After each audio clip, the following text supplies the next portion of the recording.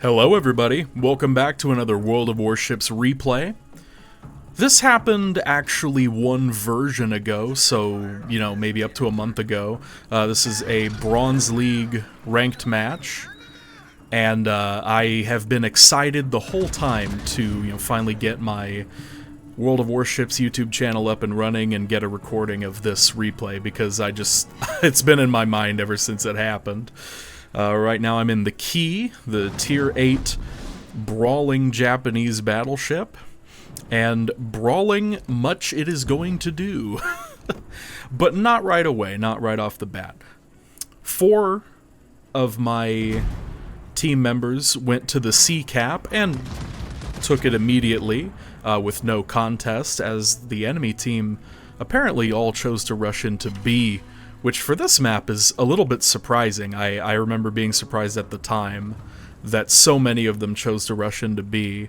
It doesn't take them too long, I don't think, to go over and capture A as well, but I would have expected the majority of them to be on A or C, but not B. That was far from my expectations, but as a consequence we get C for free at least. That's nice, but as a side effect, now we have really poor map control right now.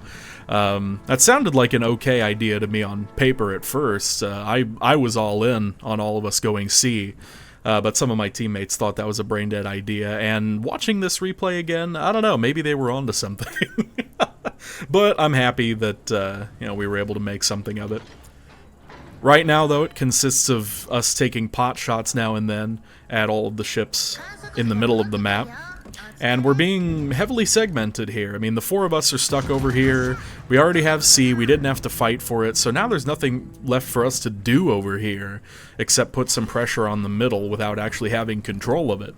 Meanwhile, the 2 teammates that did not choose to come C with us, the battleship and cruiser down there, are in a very awkward position. And I'm sure they are absolutely fighting for their lives right now, running back towards our spawn. I'm having not the easiest time deciding my targets at this point, and also I'm doing probably the most horrible job of angling. You've already seen some examples, and you're going to continue to see some examples where I'm not really angled appropriately. I'm just kind of raw dogging those broadside shots, and I'm getting away with it continually. Now see, this isn't so bad. And even then I get luckier than I probably deserved, with none of those shells hitting me whatsoever. But mostly I'm just abusing the absolutely terrible dispersion and accuracy of the Borodino over there. Fun fact, that Benson over there is in the same clan as me, or at least was when this replay happened, if not still is.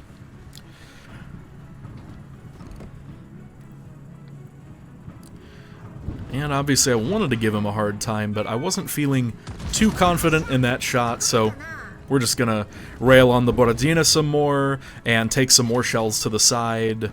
Really, any one of these probably could have citadeled me, and then I would have been in a tough spot. But for some reason, I'm not only alive, I am alive and kicking. But now here comes the fun part. It's starting to settle in.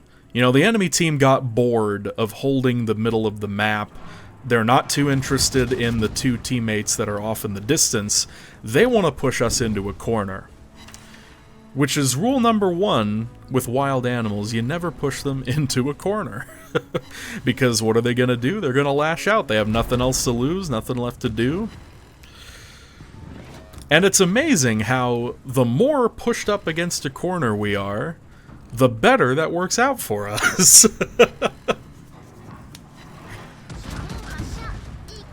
So the Cross of Dorn there, which is just a replica of the Mainz, is pushing forward. The Massachusetts as well, of course, and Massachusetts I can sort of understand. I mean, that's a good, renowned secondary battery battleship. Doesn't have torpedoes, so maybe not a full-on brawler, but basically a brawling battleship. It wants to get in there and have some action, but here comes the Borodina around the corner, And the Cross of Dorn is starting to give some broadside there, and I'm not so sure what these guys are thinking, but from their perspective, I'm sure it looks like, hey, this dumbass Key is all by himself over here, and he's got nowhere else to run. Let's gang up on him. And you know what? On paper, that does sound like a plan. It's me and 3 heavy-hitting enemies, and I keep showing my broadside to the Borodina, and it just doesn't matter. He is doing probably everything right, and it's just not making a difference. But the tides start to change as soon as we take out the Cross of Dorn. And the Benson gets shown over there as well. That smoke isn't going to help him for long, thanks to the surveillance radar by our Orkan. I'm not sure how to pronounce that word, but the timing probably couldn't have been any worse for that Benson. Poor guy. Well, okay, so we killed the Cross of Dorn, we sank the Benson, however, it is still us two, and the Benson had his torps ready the whole time.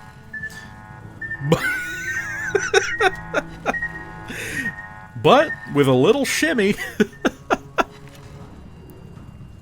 I'm starting to understand why people want wargaming to change how the map borders work.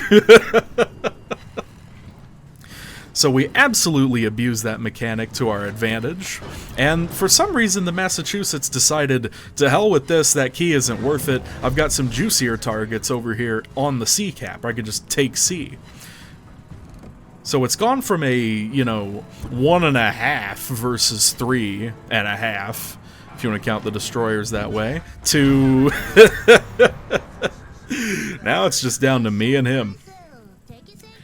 Or really, I mean, now there's 3 friendly ships in good firing range to the Massachusetts there. Now the tables are completely turned. Now it's 3-on-1. And of course, that doesn't last very long either. 4 destructions, and the match has literally only been 10 minutes, a solid half of a match gone by. And it was decided as quickly as it started. So now all that's left to do is find Pojarski and put an end to it. Of course, he's in Timbuktu already, and I don't get anywhere close to him before someone else finds him. So essentially that is the match. But thank you for watching. I hope you enjoyed. I will put up the post-match performance screens for your viewing pleasure. And I hope to see you next time.